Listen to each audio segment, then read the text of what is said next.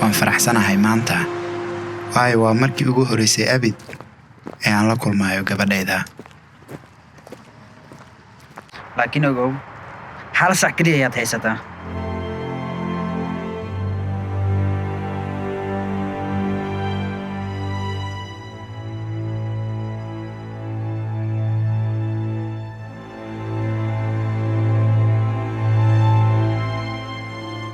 cidlada ugu weyn oo qofka uu dareemo ma ahan marka uu agtiisa ka waayo qof uu heshado, laakiin waa marka uu qalbigiisa ka waayo xusuus macaan oo uu dib u malaxsado. Caasha waa gabadhayda.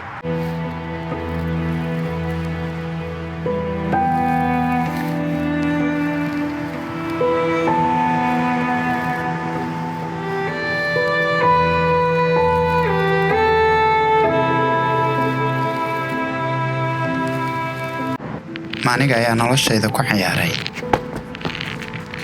mise nolosha ayaa ayada igu ciyaartay.